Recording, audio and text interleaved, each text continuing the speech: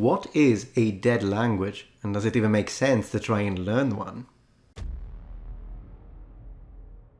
Hello noble ones, and welcome to Metatron's Academy, the channel where we explore how to learn languages in the most fun and effective way possible. If you have ever dedicated more than 3 minutes to the learning of Latin, Ancient Greek, Old Norse, Anglo-Saxon, you know that people will have told you, why are you wasting your time, it's a dead language, nobody speaks it.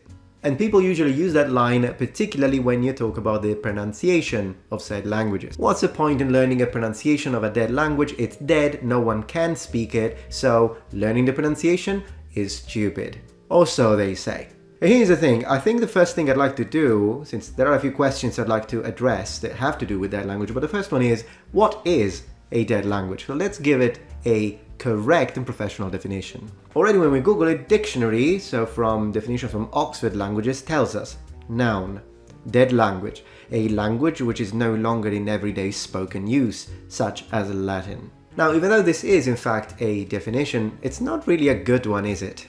That is because the only defining factor here is the fact that said language is no longer in everyday spoken use. But then again, once it talks about Latin, I can already tell you that Latin is in everyday spoken use. And I know that this might sound strange, but I'll prove it. The reason is that it's not that they are saying something wrong, it's that they're not being detailed enough. Let's see if we can find a better one. What defines a dead language from Cambridge.org? A language that is no longer spoken by anyone as their main language. Latin is a dead language. Aha!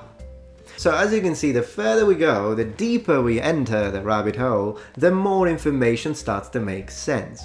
So in this case, it's not just the fact that a language is dead if it's not in everyday usage. And the reason why I say that that doesn't really make sense, particularly with Latin, is because I know plenty of people that do use Latin on a daily basis. And I'm talking about speaking. The reality is, the correct definition is that a dead language is a language that does not have any more native speakers. This is an important distinction because oftentimes people misuse the word dead language as a way to mean it's a dead language, you cannot speak it, and that is furthest from the truth. Latin, specifically, is a dead language because nobody is brought up and speaks only Latin. That's what makes it a dead language. So, let's go for the next question. Can you be fluent in a dead language? Wonderful question. So the answer that we are getting here on www.fluentin3months.com, I mean, not a huge fan of the title here, but let's see what they're saying. They say yes, and here are just a few reasons you might benefit from learning a dead language. Learning a dead language like Latin or Ancient Greek could help you learn other languages more easily. Okay, basically, they're telling you why you should study a dead language, and yes, I happen to partially agree, I'll get to that in a second, but in reality, the only answer they're giving us is yes. So I think I might need to kind of expand a little bit on that. Can you become fluent in a dead language? Absolutely. Of course, depending on what dead language you're talking about, you might not have enough material to be able to reach fluency. So the real problem is not whether or not the language is dead in the sense that it doesn't have any native speaker. The real problem is how much documentation do we have of said language.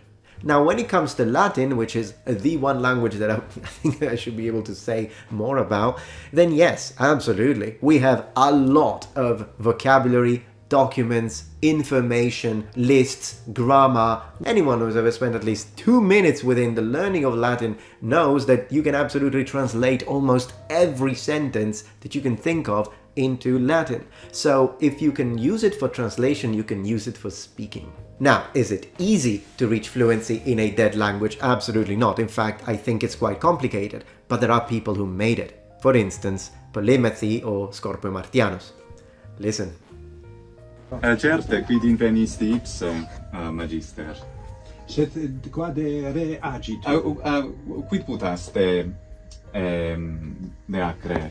Locunturne etiam nunc sacerdotes Vaticani Latine? Paucissimi sunt sacerdotes in civitate Vaticana qui locuntur Latine. Forsitan multi frequentaverunt curricula et studia in variis nationibus, Tamen hodie paucissimi sunt illi qui possunt loqui de omnibus rebus et quibus da malius sicut dicitur. Forsitan non est plus nobis ista praxis, ista traditio, usque ad Concilium Vaticanum secundum. Salve, mihi nomen est Lucius. Quid est tibi nomen? Nomen est Gregorius. Belle, bene. Est mi per gratum te cognoscere, Gregori. Salve, omnes. Salve, pater. Mihi nomen est Lucius. Quid est tibi nomen? Mihi nomen Roland. Roland. Volute est mi te cognoscere, pater. Ego sum Americanus. Cuiatis est? Ego sum Umbericus. Bellissime. This was an interesting situation because it was at the Vatican. The video was shot at the Vatican by my friend Luca Ranieri. You'll find a link in the description below. And he was using Latin as his medium of communication with this actually quite famous in the Latin-speaking world priest. Now, do all priests in Italy speak Latin fluently? No, absolutely not. But there are people that do. And of course, this is more like academic people. This is people that love Latin so much that have dedicated so much time and passion into it that they actually did manage to accrue such a rich vocabulary that they are able to speak it.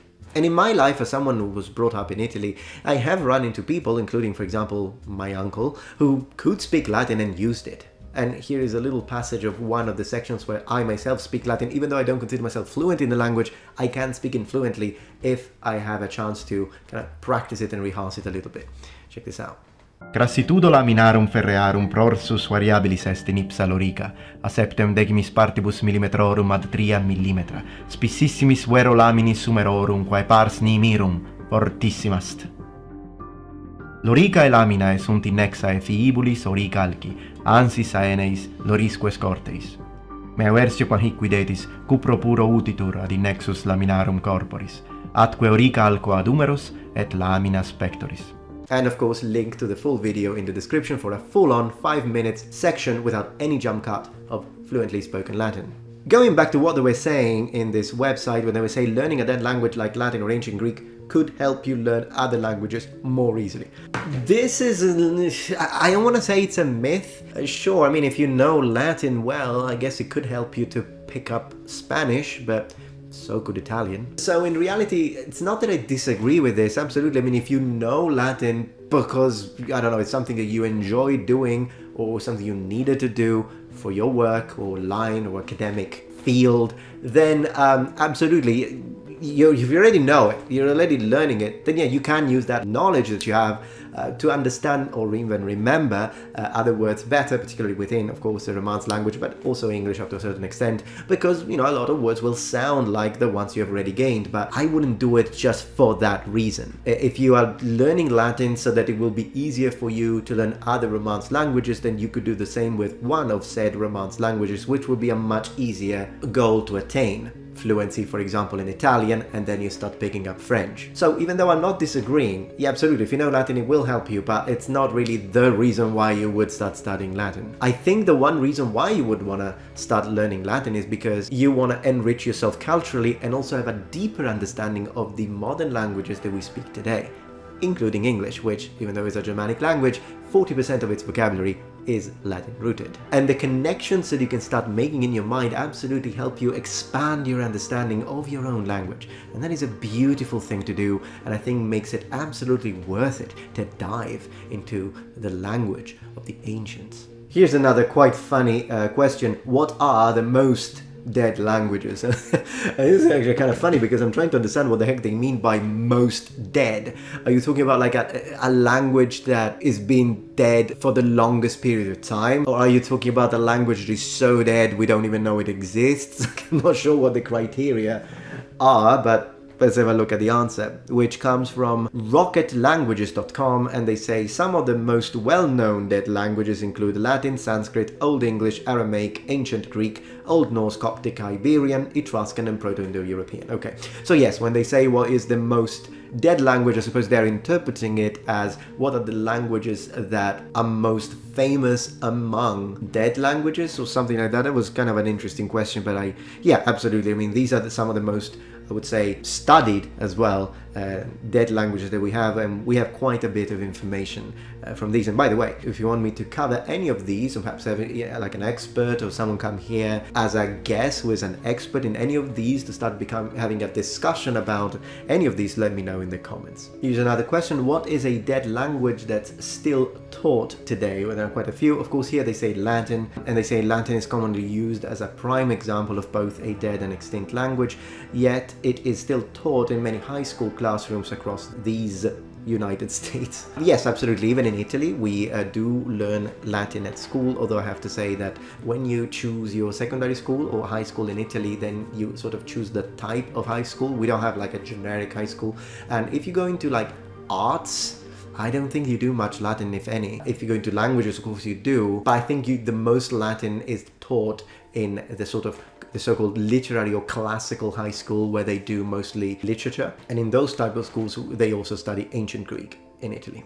With that being said, the ecclesiastical pronunciation is the one that is taught in high school, and if you want to learn classical, you have to go to university in Italy, which is a little bit of a shame, perhaps something we'll talk about on a different video. So I'd like to finish this video by asking the question, should you learn a dead language? And even though there isn't one answer that is great for all students, I want to examine a few examples or situations where it might be a good idea and some situations which it might not be a good idea to learn a dead language. The first thing I would like to suggest to people is don't learn a dead language as your second language unless you don't need learning languages for work. What I'm trying to say is, if you need to pick a second language and you want to use it for communication, you want to use it for work, you want to use it to travel, then don't choose a dead language. Choose first a language that is spoken, a modern language. You could choose, I don't know, French, English, Italian, Japanese, Chinese. Any of these languages make sense if you want to use them for work, traveling, and communication. Then, as you reach fluency in this language, and perhaps you're already making money, you already have a job, and then you want to dive into a dead language, then absolutely do it. But I wouldn't do it as your first option, unless you are already in a position where learning languages for you is just fun. In that case, I would choose a dead language as your second language, and you focus on your studies only if you have such a passion for it that you really can't wait to start learning it. Also because perhaps it connects to your literary studies, archaeological studies, your historical studies, so that you can go and dive into the actual documents in the language and translate them without having to rely on someone else's translation. Also because remember, oftentimes a translation carries an opinion. More on that dedicated video. And that is a great thing that learning a dead language does for you. It gives you access, direct access to primary evidence. And it goes without saying that another scenario in which I would say absolutely go ahead and get whatever dead language you want would be a situation where you're already fluent in many other modern languages. So if you have already reached fluency, let's say that you are an Anglophone speaker, that's your first language, you reached fluency in French, you're really confident when you speak French, and you learned Korean, and last time you went to Korea, you had no problems communicating with people. You got a job, you make money, what is with language or not, at this point it doesn't really matter. You are fully independent, and you don't need to keep on investing time into a language skill that, you know, needs to sort of help you pay the bills. If that's your situation, you're already fluent, you're great, you're happy with what you've got, absolutely dive into a dead language and don't listen to those who try to persuade you not to do it and tell you it's a waste of time. Learning culture is never a waste of time. And another characteristic of dead languages, and why it's a great way also as a brain training, is because dead languages tend to be quite hard in their conjugations and in the way they function and they work mechanically. And as you know, any challenge, any mental puzzle is a great way to practice and to improve. But of course, now it's time for me to hear from you. So is there any dead language that you've been looking into, something that you really wanted to learn but you weren't sure and felt a little daunting? Absolutely let me know in the comments below and I will reply, and we can have a little discussion, and perhaps I can help you see if it is the right choice for you. And as always, thank you so much for joining Metatron's Academy.